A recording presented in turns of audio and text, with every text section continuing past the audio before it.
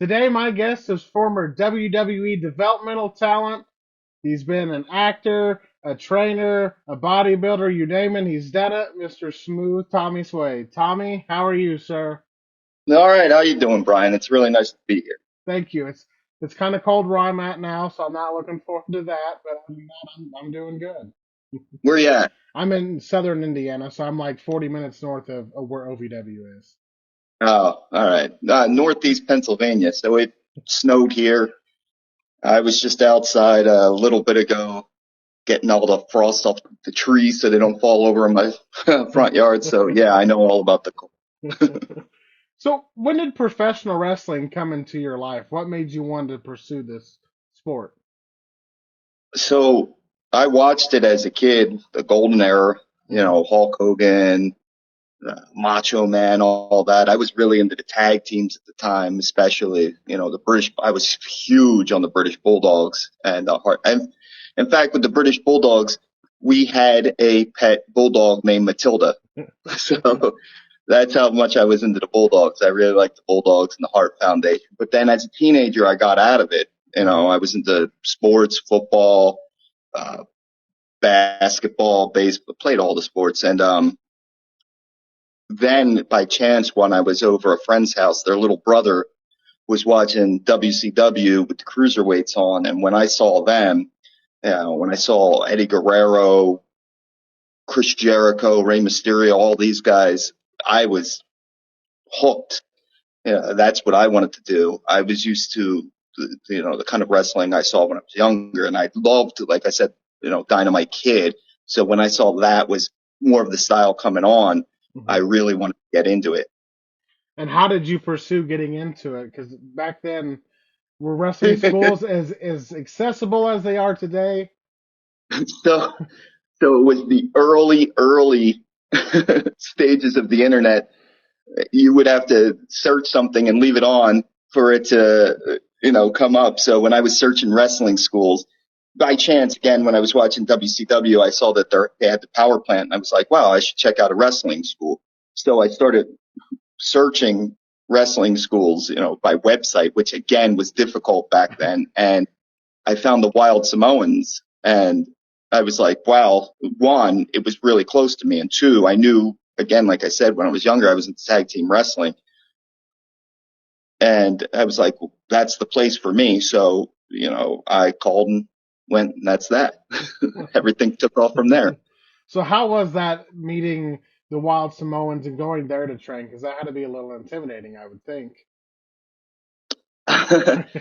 I, I kind of took to it right away, Hmm. like, especially the physical part. Alpha was big on all the bumps. And in the first day, I learned all the bumps that you could do. And it was a very physical training. Everything was, a lot of slams, bumps, and things like this. So it wasn't that difficult for me. It was Hmm. more difficult, finding character, which took years. Even once I got the developmental, that was something I still was searching for. Hmm. But as far as the physical part, I took right to it. And I loved Pops. We call him Pops. I know, he passed away, few months ago, and it was tough for everybody. But he really was like a father to all of us. You immediately, become a member of the family there. I still talk to Alpha Junior, pretty frequent, not as frequently as I like, but it Hmm. used to be pretty frequently. So, doing that initially, getting into professional wrestling, was it everything you thought it would be, or was it more difficult starting out? Like I said, the physical part Hmm. wasn't that bad for me. The the rings that I trained in were the old.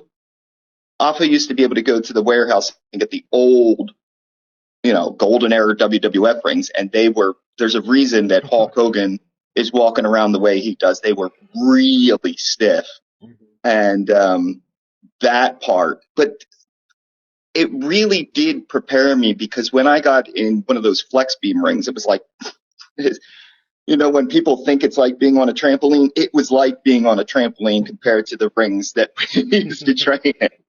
So it wasn't. it wasn't a difficult transition for me, really. Mm-hmm. I think within the first month I was doing a match, everything kind of happened pretty fast. It was more of the learning curve of how to put things together that took a very, very long time. But as far as, like I said, the physical part, that was easy for me. So when you were training, you said you had your first match about a month in. Did you stay in that general area for a while, or when did you start to branch out after your training? I stayed in the area a long time because I trusted in Pops. I trusted in Alpha. Um, it was probably like 2 years later before I started doing any other independent promotions. I did Jersey All Pro for a while, Jersey Championship Wrestling, a couple things in the Jersey, New York area. I didn't branch off further than that, really. I did do USO tours Mm-hmm. before before WWE, WWF picked them up. Samu had them, off his son Samu, the Head Shrinkers. He had them, and he would bring me on all the USO. They were incredible experiences. And we went all over the place. We did the South Pacific, we did Alaska, we did the Caribbean, and being on the road with Mm-hmm. Samu definitely taught me a lot. And then LA Smooth, um, Lloyd on Hawaii, he brought me to Germany for the first time a couple of years after that to wrestle for a promotion. And again, that was being able to travel with them with all of their experience really did help a lot to When helping me get to developmental. when do you feel like you started to first get your name out there and get on WWE's radar? My first tryout match was 2003. It was shortly before that I think I was on their radar, but 2003 was the first time I had a tryout match, and I got signed in 2006, but 2003, it was myself and Gene Snitsky. We both had a tryout. It was both of our first times there, and they matched us up against each other. And as you know, they assign you an agent to the match, and they just assigned us Office, so he let us do whatever we wanted, which wasn't we just kind of, in retrospect, didn't do what, it went well. Mm-hmm. Gene got signed off of it, but I just looked like a guy that did a lot of spots, and that was that. And then shortly after that, I was still on their radar, because Gene, when he was down in OVW, was telling me, hey, they were asking about you. But that's right around the time I got my first major injury in wrestling. I shattered my collarbone because I thought I was superhuman, and I went to go do a springboard 450 when we were warned that the ropes were loose, and I thought I could do it anyway, and I was coming down head first, kind of tucked, and broke my collarbone. So that set me back a couple of years. So what eventually led to WWE signing you? I went 2005, right after like I recovered and everything. Um I sent them another video. I was already on their radar, like I told you, Mm-hmm. from the previous tryout. But they invited me back during the time. Actually, it was a good thing getting injured because I tend to overtrain when I was younger. Mm-hmm. So I was plateaued at about 190 pounds. And then with the injury, it slowed down my training, and I ballooned up to about 215 pounds just because I wasn't training as hard. And that little bit of size, they took notice to. And then, because that was something John Laurinaitis pointed out to me the second I got there. He goes, oh, you're kind of in between now. You're like cruiserweight and, right on the verge of heavyweight, which I guess was a good thing because it was like, it gave more options. Mm-hmm. So early 2006, they brought me up for a tryout match, and that was That day was a whole experience. um, Back then, wasn't like now. Tryouts, you just went and did a match. Mm-hmm. And there wasn't much difference between when you were there as an extra and then when you were there as a tryout. So I got there early. I'm sitting in the bleachers with the other independent wrestlers and, you know, wondering, how things are going to go. And then one of the guys from security came up to me and said, John Laurinaitis would like to talk to you. And I'm like, oh, wow. So I go up to the table with him, and luckily, Dave Batista went to the Wild Samoan Training Center at the same time I was there, and he was at the table when I was talking to Johnny, and Johnny goes, hey, Tommy, everything I told you about, you got a little bigger, he was asking me if I wanted to work heel or face that night, and Dave chimed in and he said heel, and he goes, oh, okay. And Dave chimed in and also and said, hey, put him against Funaki. Now, I had previously worked that match with Snitsky, which for whatever reason, they put me over Snitsky that night. So it's my second match there, and he's telling me, okay, you're going to work Funaki, give me 5 minutes and, go over cheap. And I'm like, wow, I'm 2-0 in the WWE. What's going on here? So I'm all excited about that. I go back and sitting in the bleachers with the other independent guys, and I'm very excited about that. And the security guy comes back to me, says, Johnny wants to talk to you again. I go back to the table, and he's like, oh, I just remembered, Funaki's not on this show, so we're going to have to get you a different match. Alpha had sent another one of our students with me, supremely great John Trotsky, and Johnny says to me, who's the guy you brought with you? And I told him, and he's like, okay, just work him for 5 minutes and, you go over. So then I go back to the bleachers again and I'm telling John all about the match that we're going to do and blah, blah, blah. Another 10 minutes, Johnny comes, the security comes to get me again. Johnny's like, hey, we need guys for other matches. We need all these independent guys. John ended up working, him and two other guys ended up working Mark Henry on SmackDown and getting squashed that night. They needed 3 smaller guys. So the next thing I was supposed to wrestle like 2 other guys before they settled on Sylvain Grenier. And that's who I ended up wrestling. Sylvain went over because he was, getting pushed about that time. And it was a very basic match. Johnny comes up to me after the match and he goes, hey, how come you didn't do any of your stuff? And again, you're assigned agents in the match, and I don't want to sit there and say, well, I did what they told me to do. So I was like, last time we did, Gene and I did too much. So, I thought I would just do the basics. And he goes, well, I wanted to see you do your stuff against one of my guys. He goes, come down to Philly tomorrow and, we'll go from there. I go down to Philly, but this time I went with Alpha, and I'm sitting in the lunchroom, and a table over, Vince McMahon is there. Alpha goes up to the table. Johnny goes over to the table with Alpha. Alpha comes back to the table and goes, son, you got signed. Don't say anything to anybody, but they're going to sign you. And that's the story of me getting signed. So what territory did they initially assign you to?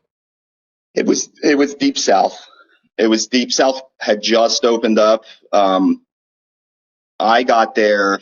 Luckily, I got there when they eventually got the ring and everything, because I know at first they didn't have the ring. They were just training them. So I got there right as that started, early 2006. So yeah, I went down to Deep South. So how was working in Deep South? What was your initial thoughts of Deep South? So the first week was really tough because Bill gets a bad rap. Mm-hmm. Bill had a task. I don't envy him, because I've trained people since, he, like, OVW was more established. They had beginner classes, intermediate, advanced classes. He had one class in which he had to train everybody. So, we did a lot of drills, which made sense. But for guys that have had experience, it's like, all right, after a while you get kind of sick of drills. But it's not Bill's fault. And in retrospect, our cardio was incredible because I went back to do one of Offa's shows over the summer. He has like a big show that he would do every summer, basically his version of WrestleMania. And I went back and wrestled the guy that I wrestled, 50 times before. And when we came back from the match, he's laying on the floor panting and I haven't broken a sweat. And that's when I realized, wow, my cardio is through the roof. But Bill, again, he can be tough, but I think people, they read him wrong. He's like that football coach. He will say something off the wall to you. He will try to, piss you off with what he says, but he's trying to get a reaction out of you. That's what it is. And when I realized that, him and I got along very well. Did they have any plans for you down in Deep South, or was it just like week by week on how you were developing or who you were going to be? That's the thing. I really needed to develop a character down there, and I was kind of in limbo. They were pretty big on some of the bigger guys there. Right up halfway through when I was there, Brodus Clay had come in, Vladimir Kozlov, Kali, Dan Rodheimer. They were all bigger guys on slightly bigger contracts than the rest of us, and they were kind of being rushed up to the main roster. And I think I was 3 of their first matches. I had the responsibility of putting them over. So, when you're putting these giant guys over, you're not getting much offense as it is. And Jody Hamilton ran it. He's very old school. So certain moves were banned, certain moves you couldn't do. And I would get a call from Mike Bucci saying, hey, how come you're not doing your stuff? And it's like, well, how am I going to do it with these guys that have no experience? I'm just trying to get them through a match. So there were a couple times they ended up teaming me with other people, and every time that happened, I got excited about it. For a while, I was teamed with Kenny Omega, and we had a lot of fun. Kenny and I had so much fun doing the promos together. It's just there was no plan for us. And Kenny eventually got frustrated with things down there while we were still teaming, and that's when he asked for his release. How long were you in Deep South? What did they move you to OVW? I was in Deep South for a year, and it was right before they ended up closing it down. I went to OVW as like a student exchange program with Kofi. The 2 of us went for 2 weeks. It was like a little less than 2 weeks. So that was my only experience with OVW, which OVW, they worked way more shows. And that would have been more beneficial, I think, in a way. But I don't regret my time in Deep South because all of Bill's lessons, Dave Taylor especially, it eventually clicked. It just didn't click when I was there. And I messaged Bill and everything about it, and I told him, hey, all this stuff clicked. I remember I was working this show in New York, and I was the first match of the night, and there were a ton of guys on the show, Teddy Hart, Jack Evans, all those guys. And the promoter came up to me and said, hey, I saw your highlight reel. I want you to do all that stuff tonight. And I said, no. I said, listen, I'm not going to compete with these guys. I have to do things differently. And I always thought, working up in New York, you had to work a certain style, but I changed it up and did a little more character work there. And by the end of the year, when they're doing their polls, I was heel of the year. And it worked out. That was with Kevin Matthews, who was down in Deep South with me. Now, I will say this with Kevin, I don't think Bill liked Kevin very much. He's one guy that because I can say that I feel like Bill was fair with everybody. I don't think he liked Kevin. I think it goes back to Kevin was trained by Johnny Rods and said some, disparaging things about his training, and that's where Bill was trained. So I think from the start there was a little bit of, they're both from that New York, New Jersey area, and there was a little bit of. He's the one guy I can say that I don't think Bill liked. Could you see? You said you were there shortly before they shut Deep South down. Could you see that coming, or was that just? Was it not? Was it? Could you feel that it wasn't what they wanted, or was that just a blindside? Well, I think it was mainly because Jody Hamilton seemed to run things the way he envisioned Deep South. He wanted to run it separate from what WWE wanted. So I can kind of see the writing on the wall. More often we were getting other people coming down, to assist with training. So, but at the same time, no, when I got released is when Bill got released for the first time. So it was obvious then, but I didn't know that there was any shot of him getting released. And then they brought him back, of course, and then he got released again, which when he got released again, it was because of a picture that popped up that directly had to do with me. I don't know if you heard about that one. No. There's this infamous picture of Zack Ryder with a donut in his mouth, and Luke Gallows is naked, doing a stink face to him. There's a story behind it. I was wrestling Jay Bradley. I think you interviewed him before, right? We had a finish where I was doing an up and over in the corner, and I landed in sort of a head scissors, which we swung down, brought back up, and he caught me in a fireman's carry into his barrel roll finish. We practiced it. Bill said, hey, why don't you guys nix that? I don't think it's going to go so smooth. And I was like, no, we got this. And he said, okay, let's bet. He goes, if you flub it, you have to pay the price. And I'm like, fine, because I had confidence in him.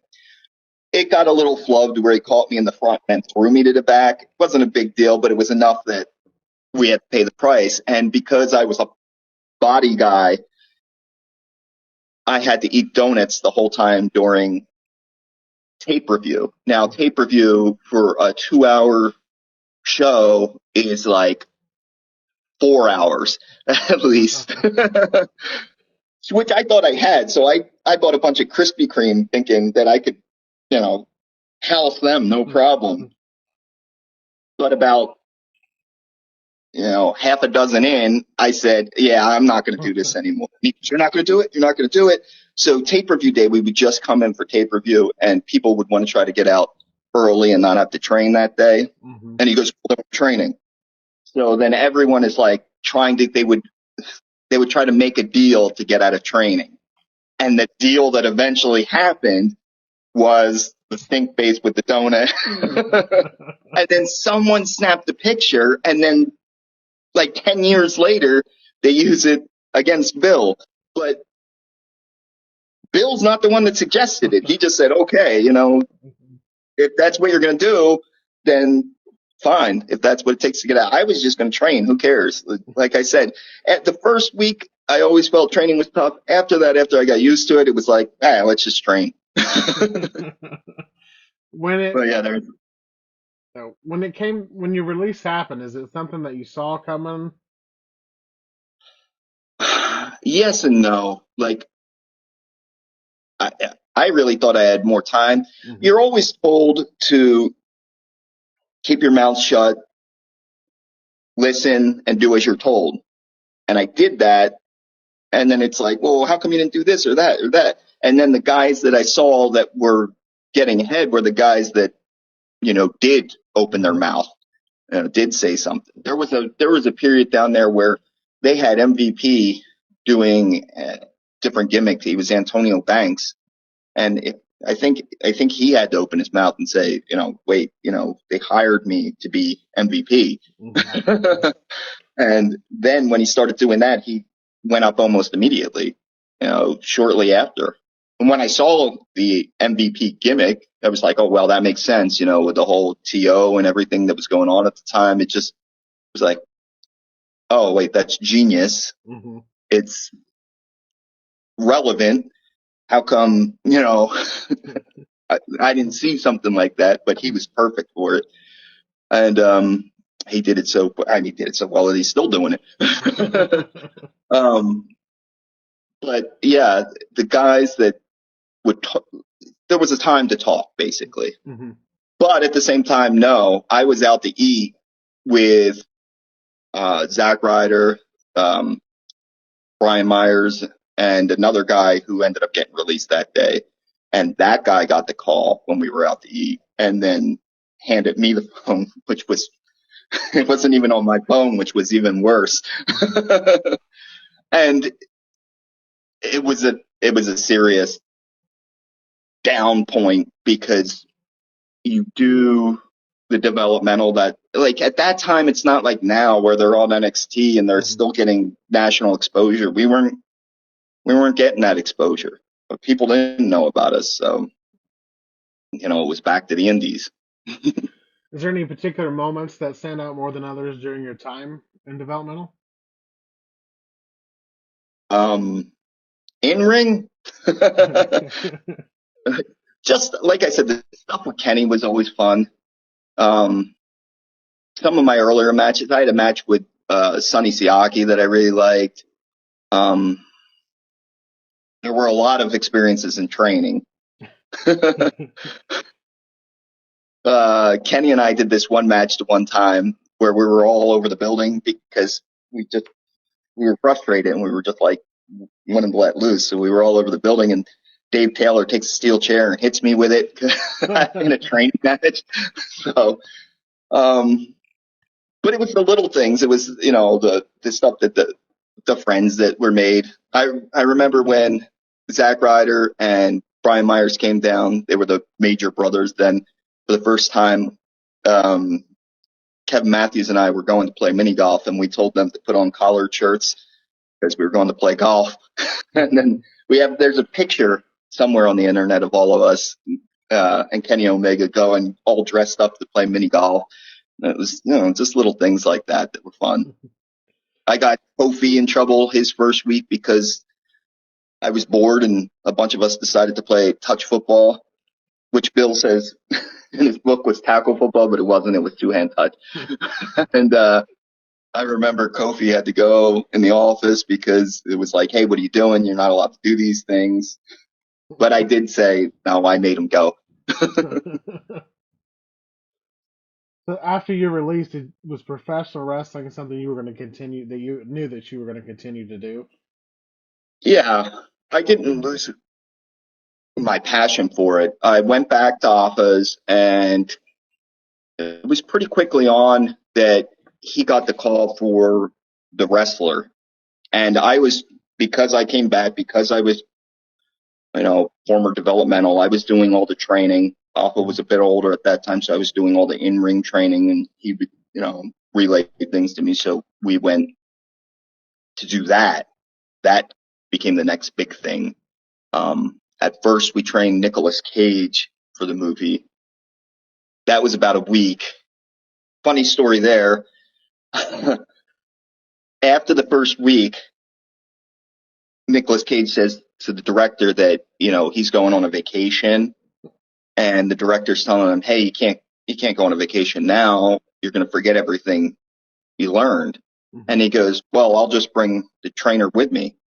And I'm like, great. But I'm just such a family man that he chimes in. He goes, no, son, you go on your vacation. We be here when you get back. Everything be fine. And I'm in a lower position, so I can't say anything. So when we get in the car, I'm like, hey, Pops, you kind of really screwed me over there. And he's like, what are you talking about, son? I go, one, that guy's not going to want to come back and do a wrestling movie after going on vacation. And two, he's going on some vacation somewhere exotic that we're never going to go to. And I go, he's not going to want to train, so I'm going to get paid to go on a free vacation. And he's like, oh, yeah, you're right, son. I really screwed you over. And sure enough, he didn't come back. He was doing promotional stuff for one of the National Treasure movies, and I know Mickey was their initial first choice. It had a bigger budget with Nicolas Cage. He brings his own production company, but then Mickey came on, and Mickey was so cool. His first day of training, as we're just kind of explaining everything, he had regular street clothes on, so he strips down to his boxers to come in the ring and, try. So how was working with Nicolas Cage initially? Was wrestling something he could catch on to quickly? He had a stunt double that was with him, and I said that he was kind of a nerd, which, the character that he plays in the movie The Rock, that Stanley, that's him. He's not even acting. Because the first time he took a bump, he's like, should I be experiencing this reverberating feeling down my spine? And it's like, dude. But he was a cool guy, And but I got along with Mickey much more. he was all about getting into it. Yeah. Yeah, Mickey wanted to try everything. Like, when you see him Blade in the movie, that was his idea. He wanted to do it. He wanted to try it. So after his match with me, when everybody's clapping, when he comes in the back, we were clapping because he gigged, and they just happened to film that, and then they thought, oh, okay, we'll use it. So were you always that initial choice for that role in the movie? No, not at all. Not at all. I have the original script, and that character and that part changed so many times. The original script, it was called Kid Loco, and it was supposed to be a 175-pound, like, luchador. And it was only picking up the very tail end of the match, like Mickey's comeback into the finish, and that's it. There was no backstage stuff. That was it. Then at one point, we brought in a couple guys to try out for the part, and it switched to like a couple 300-pound guys. But then at that point, Mickey, our training and the initial shoot, it was such a short time that he was just comfortable with me. And the director was like, well, he had a vision for what the part was. And he goes, oh, screw it. Let's just give him a mohawk and put him in that spot. And just from Mickey saying that, that's what they did. So then I had to grow out a mohawk, and then they added little pink tips. So how was wrestling after you do this movie? Did it help get you more bookings? Were people more like, I gotta have this guy? No, because I went back to my initial, got rid of the mohawk. So a lot of people didn't even know that. A lot of people don't even know that's me in the movie. I think I did one match in Belgium for Sal Bellomo as the character because he asked me to, and he helped train me initially at Office. So I was willing to do that. But other than that, I just went back to, Tommy Suede. And no, not really. I contacted WWE again shortly after that, went up, did a match. Johnny said something to me along the lines of, hey, Tommy, if it was based on in-ring work, you'd be a main eventer. And I'm like, thanks, I guess. Thanks. And then around 2012, 2013, it was 2013, I went back. I did one more match. They sent me down to the performance center, which was like, wow, for a Way week try. different than your first time, like going to Yeah, their facility to. incredible. Yeah, I mean, 5 rings or whatever it was. You know, a little gym in there.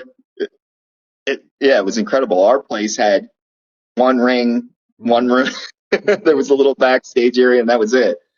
Um, I did the tryout. It went all right, but they didn't take me back at the time, and it was a good thing because my daughter was literally born like a couple weeks later.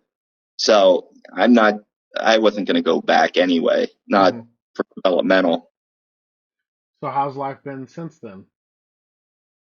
Pretty good. I got into personal training. I really like doing that. I was running a training center for PPW wrestling here, and then it switched over to Alpha's, Alpha Junior Mm-hmm. opened up a training center, and I was helping him with that. But then I just, I can't do it all the time. Mm-hmm. You know, it takes a toll on your body, and I got into like powerlifting and stuff. So, you know, doing little bridges on your neck and stuff like that, and then go and try and put weight on your back and squat, it just wasn't working out. So my time had passed. I did enjoy, you know, training people, but I'm very like hands-on in training. Mm-hmm. Like I have to show people, oh no, this is, you know, this is how you do it, or this is how you do it. So I can't just sit on the sidelines and tell them. Um, so I'd like to still go back every once in a while when I can and help Alpha, but my time has passed. So you mentioned you're doing some training. Is that all you're doing these days? Yeah, I do. I did have I did like bodybuilding training, Mm-hmm. and I did powerlifting training, and yeah, you know, it helps pay the bills and everything. It's it's a fun experience. I think wrestling training really Mm-hmm. helped me with that too. Like helped me again. I'm more of a visual, so when I show people how to squat properly or how to deadlift, it's all visual with me. So, um, but yeah, that's pretty much what I do. I also compete, and I always have to compete in something. That's just my nature. So I do compete in powerlifting still. Mm-hmm. I'm doing the master classes now, you know, the 45 plus. so, so it's a little bit easier to put up numbers than it is against the younger guys. Some of these guys put up incredible numbers, but I do stay in touch with people with the wrestling. I don't live far from Snitsky Mm-hmm. and Alpha Junior, so I try to keep in touch with them. It's difficult. If you had any advice to give to anybody getting into professional wrestling, what would it Know what you're getting into. be? Research it because it does take a toll on your body. Mm-hmm. There are specific bumps that I wish I could take back. Mm-hmm. You know, I remember them. My neck bothers me to this day because I went to do where I was going to do a top rope hurricanrana. It gets cut off into a power bomb, and we were both sweaty, and it ended up being a top rope pile driver. Oh, And geez. yeah, and it's like, why? Why did I do that? There was no point. It wasn't even the finish. Why do that? So, you know, one, realize the toll it's going to take on your body and your social life. I ended up cutting friends out of my life because I just wasn't around on the weekend. Mm-hmm. I was busy. There were family events that I didn't go to. There were weddings that I didn't go to. You know, if I felt like there was an important booking that would have got me noticed or whatever, you know, I had to do that. So you have to make some sacrifices if you want Mm-hmm. to get further in wrestling. Um, research training center. Make sure you go to somewhere where someone has knowledge. They don't necessarily have to have made it to WWE. I think it helps. I do think it. Alpha was able to tell me what to do because he was there. You know, I was able to understand all the backstage stuff and what's to be expected. I I learned a lot of lessons from Alpha. I really do miss him. A quick story about when I started with him. You know, I was younger, like 19, 20. Obviously, it was arrogant at the time, you know, because I said everything kind of came to me easily. Mm-hmm. I remember one time I wanted to wrestle one of our trainees. I had been working on a spot with him, so I thought, oh, you know, I'm going to do this spot this week. It's going to be great. And when I get there, I'm wrestling someone else, and I'd say, hey, Pops, I don't want to wrestle that guy. That guy's the shits. And apparently Alpha Jr. had said something similar on the car ride up about him not wanting to wrestle the guy that he's wrestling. So Pops flips out on me. He's like, oh, I'm sick of you and Alpha Jr. telling me who you're going to wrestle. You wrestle who I tell you to wrestle. He flips out on me. And I'm like, fine. Okay. I take it. I go in. I have the match with the guy. It's a great match. I had a great match with the guy. And then as you go to the back, Alpha's office was always right there. So you would stop in the office and get his take on the match. And he was sure to call me out right in front of the guy, and I learned my lesson. He goes, see, son, you had a good match. You said that guy's the shits. I was like, oh, God. So I learned a lesson. So that's where I think, getting back to the training, I think, you know, I learned important lessons from Pops that if I didn't learn, I wouldn't have made it even to developmental. You know, he was directly responsible for, he took me each part of that, because there were times that earlier I thought, oh, I'm ready. Mm-hmm. And I wasn't ready. And he told me I wasn't ready, but I'm thinking, you know, oh, what's the problem? You know, I'm obviously ready. So it was important to have someone like that to keep you in check, because even when I got there, I wasn't ready. Where can people reach out to you at? I'm mainly just on Instagram. So it's real Tommy Farah. Other than that, I'm not a social network guy. You know, I struggled with this getting on. Well, I want to say thank you for taking the time out today. Thank you for what you've done for professional wrestling and continue to do, sir. It's been an honor to have you on and talk about your career. I'm glad that we got to get together and sit down and talk a little bit about your career and what you're up to today. No, I appreciate the time. It was a lot of fun. Thanks, man. And if there's ever anything that I can do, please feel free to reach out. Yeah, man. I appreciate it. Thank you.